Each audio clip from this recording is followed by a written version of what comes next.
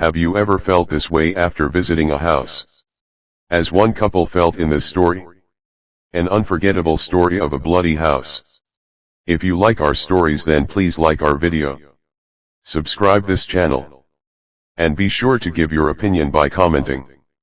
Thanks for watching.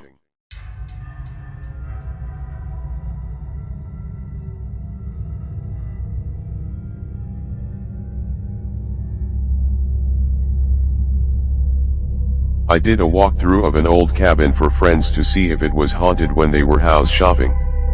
This cabin was on a good bit of land, but it was being remodeled so they couldn't move in for a few months if did buy it. As soon as you got out of the car you felt like were being watched. When got closer to the house the energy got very weird. I felt like I didn't want to walk inside.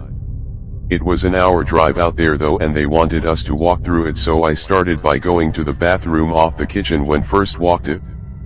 The feeling of being watched when walked inside was so much worse. They were so happy about this house and the price that I decided not to say anything until after a full walkthrough. Walking into the living room was okay, still oppressive but more manageable than the bathroom. The two rooms off that bathroom also had a very heavy oppressive feeling similar to the bathroom. Then they walked to the very back to enter the master bathroom, which was located across a hall from the master bedroom. This house had a very unusual layout, and as soon as I stepped into the master bedroom, I was automatically snapped into a vision of blood all over the bathroom, and of the body of a woman in the clawfoot tub, and the tub was filled with bloody water. I followed the blood streaks I saw on the floor across the hall to the master bedroom. Blood all over, even on a large bed with golden metal frame. It hit me then. This home was being remodeled top to bottom in weird tile and everything to cover up a horrible murder. The master bedroom also was odd in that it had a door off to the side that went out into the backyard. An exterior door in a bedroom, not a sliding glass door but a thick wooden door. My husband touched my shoulder and I was jerked out of the vision. Looked all around confused. BC the blood, the bloody bed, everything was gone. Even the dark wooden floor. BC they'd replaced it in tiles that were a beige cream color. Still, that didn't explain the oppressive feeling or the feeling of being watched. Then they wanted us to see the attic, so we went out the side door. Apparently the attic entrance was in a weird spot as well. The house was built into a hill. You walked up the side of the hill to get to a barn-looking door on the side of the house. Immediately I got a chill down my spine as the door was opened. It had skylights, but even in full sunshine the light did not penetrate this attic. I could see it even getting darker and darker, starting from the back of the attic and moving forward towards the door, as we stood looking into it. My husband turned the flashlight on his phone on and shined it inside. The light from the flashlight didn't even touch the darkness.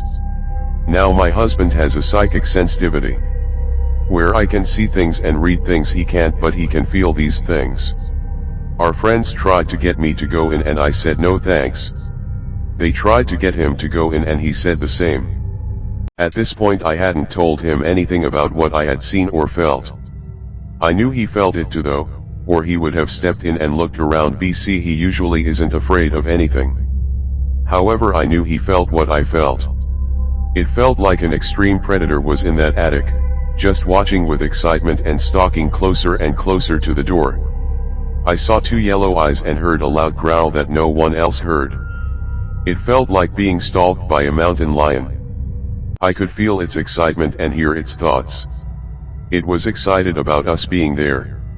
About the thought of children moving into the house. So much energy to be had, so much fear to feed from. New blood. Tasty morsels when it was so starved. The friends looked a little confused when we refused to go in the attic and closed the door, which I was glad of. BC the thing was getting closer and closer to the door, to where I saw some large black claws and fingers. We walked around the property listening to them list all the potential of the house.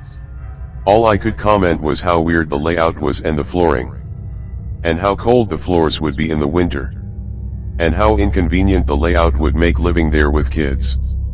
I didn't want them to think I was jealous and making up ghost stories and make them mad by shooting their dream down, But they really didn't need to buy that house. My husband seemed to be in sync with me though. He walked them over to the house and pointed out the cracks in the foundation, as well as how one corner of the foundation looked sunken in, and said the house wouldn't last long with the foundation falling apart. It worked, thank God. They didn't put an offer in on the house and instead found one elsewhere. I still think about that house though.